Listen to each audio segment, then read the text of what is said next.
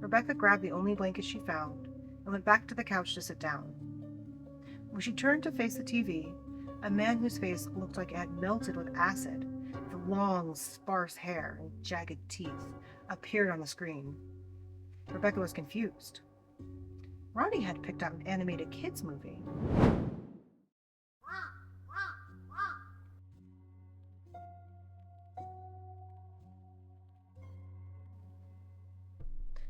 Rebecca, right on time, Mrs. Dumas said. Come in, please. Rebecca smiled and walked into the Dumas house. She followed Mrs. Dumas into the dining room, where a little boy sat at the table stabbing macaroni noodles on the prongs of his fork. Ronnie, I want you to behave tonight and listen to Rebecca. Keep those listening ears on tight since they seem to be loose lately. Your father and I will be back after your sleep, so come give me a hug and a kiss. Ronnie climbed down from his seat at the table and ran over to his mother to throw his arms around her. I love you, Mama. He kissed her side as she bent over to kiss the top of his head, and then went back to his spot to eat more macaroni. Mrs. Dumas turned away and headed toward the front door, motioning for Rebecca to follow her. She primed her hair in the mirror next to the front door. Ronnie has been acting out a lot lately and hasn't been listening as well as he should be. He's a smart boy, but he's using his intelligence for all the wrong things.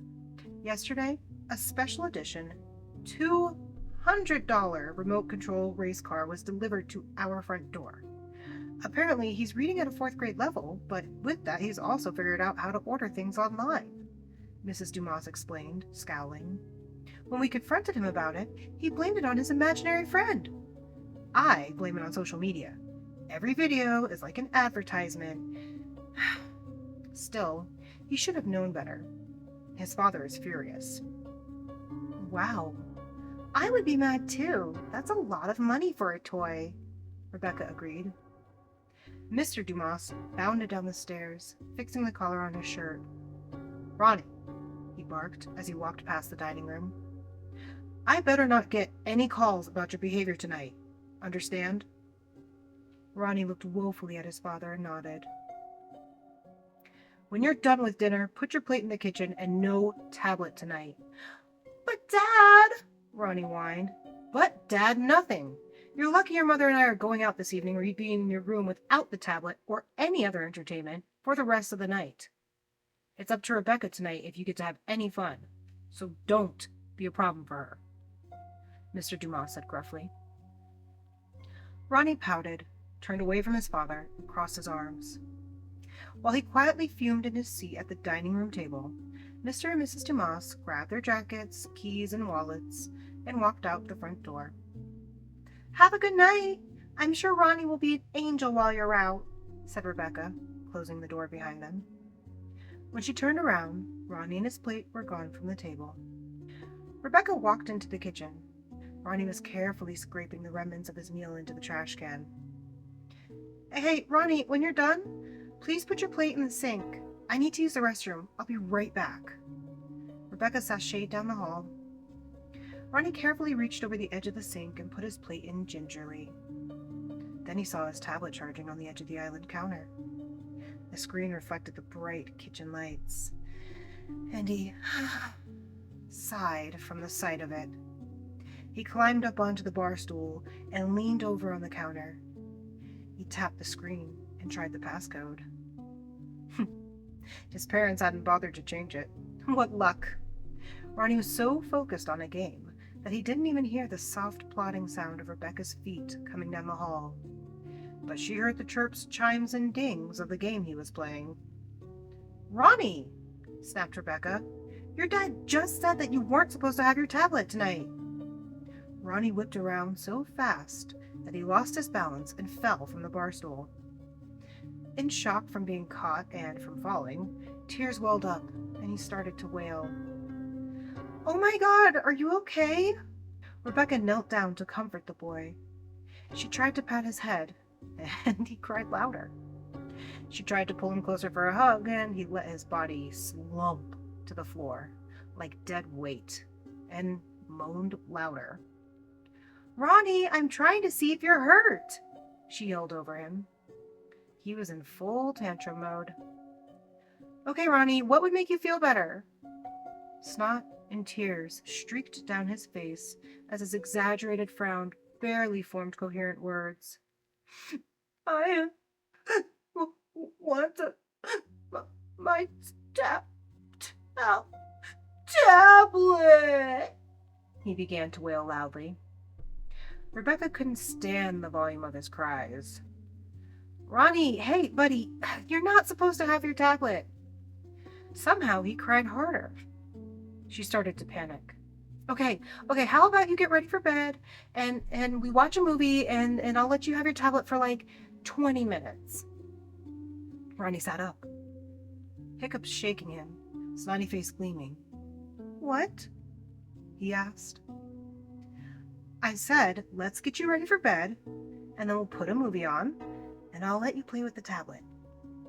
Ronnie hiccuped a few more times and wiped his face on his sleeves. Okay, he said. Come on, get off the floor and go pick out your PJs.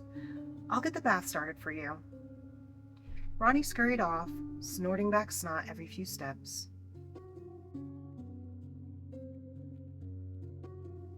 Smelling like blue raspberry body soap and wearing his favorite fleece footy pajamas with the little rocket ships and astronauts, Ronnie climbed up onto the big, fluffy couch with his tablet. After his bath, Rebecca said she would make a special snack for the movie. Salted, buttered popcorn with mini M&Ms mixed in. Ronnie just knew his hands would become salty and sweet and sticky during the first half of the movie.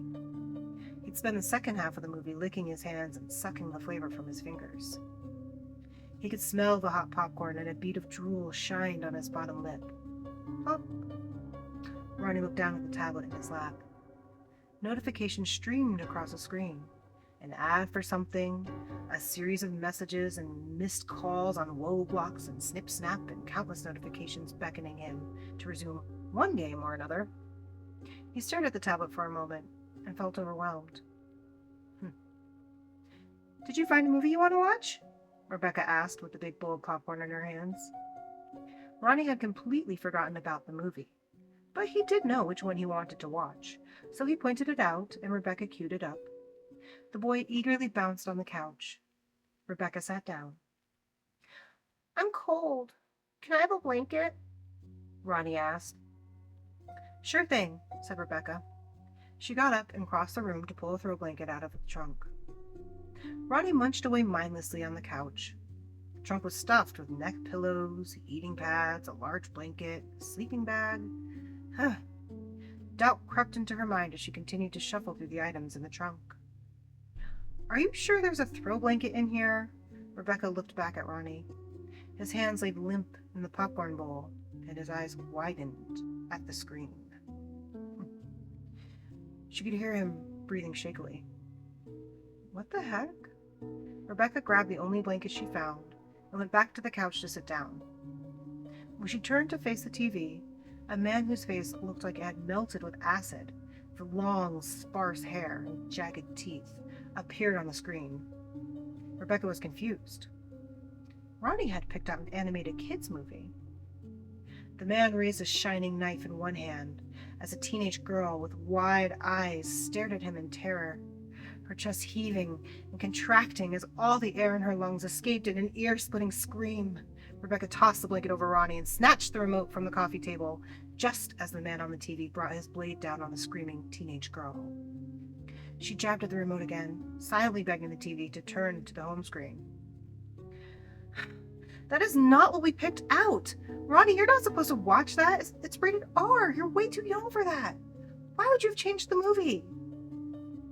Ronnie pulled at the blanket Rebecca had thrown over his head. I didn't change the movie.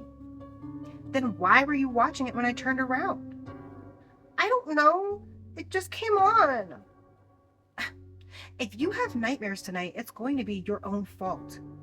I didn't change it, Ronnie snapped. His eyebrows furrowed in frustration, and his cheeks reddened. Nobody ever believes me. Before Rebecca could get another word out, Ronnie jumped off the couch, spilling all the popcorn and trampling the blanket. He stormed off to his room upstairs with his tablet in hand and slammed his door. Great, a mess to clean up. After cleaning Ronnie's mess, Rebecca sat on the couch while talking to her mother on her cell phone, checking in. Her mom often helped to bring levity to whatever frustrating situation Rebecca was dealing with during her babysitting gigs. While Rebecca giggled with her mom about Ronnie's behavior and the movie mishap, she realized someone was trying to call her. Buzz. Buzz. Hold on, Mom. Someone's calling me, she said, holding her phone out to look at the screen. I don't know this number. Maybe it's Mrs. Dumas calling from the restaurant. I'll call you back. She switched lines. Hello? The line was silent. Hello? Have you checked on Ronnie? Mr. Dumas? Have you checked on Ronnie? She was flustered. The voice was a rough whisper that didn't really sound like Mr. Dumas, and it didn't sound like his wife either. Hi, yeah, Ronnie's fine. He's in bed. Hell, no, he's not. Excuse me? He's not in bed. I'm sorry. Who is this? Ronnie hasn't been a good boy tonight, has he? You have to watch him better. Excuse me? Who is this? She looked into the dark backyard from the window over the kitchen sink. A pair of cat eyes shone on the porch. Ronnie is a bad, bad boy. He climbed out of his bed, and now he's choking on a bouncy ball. What? Go check on Ronnie. Who is this? What are you talking about? She pulled the phone away from her ear. The caller had hung up. What the heck? The hairs on Rebecca's arms and on the back of her neck stood up. She stared at her phone, stupefied by the bizarre call. The air was heavy and still as the central AC hummed off. A blanket of silence suffocated her. Slipping her phone into her back pocket, she swept by her purse, grabbed her pepper spray from her keychain, and flipped on the hallway lights. Oh my God! Light from the hallway framed Ronnie's thin body when Rebecca opened his bedroom door. Ronnie? Rebecca sank to the ground and rolled him over on his back. She put her ear next to his mouth. He wasn't breathing. Oh my God! Oh my God! Oh my God! She dialed emergency services and answered their questions. Tears welled in her eyes. Buzz, buzz. Another unrecognized number sent a video link to her. Heimlich Maneuver for Children, a short video. She tapped the link and moved Ronnie into position and started to beat the obstruction out of him. Sweat and tears streamed down Rebecca's face. A loud pop, followed by a thud, and Ronnie was wheezing and coughing. The frail boy shook with adrenaline and fear. He sucked in the air and coughed some more as Rebecca turned him around and held him close. A tear ran down her face. Rebecca looked around the dark room. Her gaze slid over the slimy ball and the dark shadows and the crevices of the room. Her brows furrowed.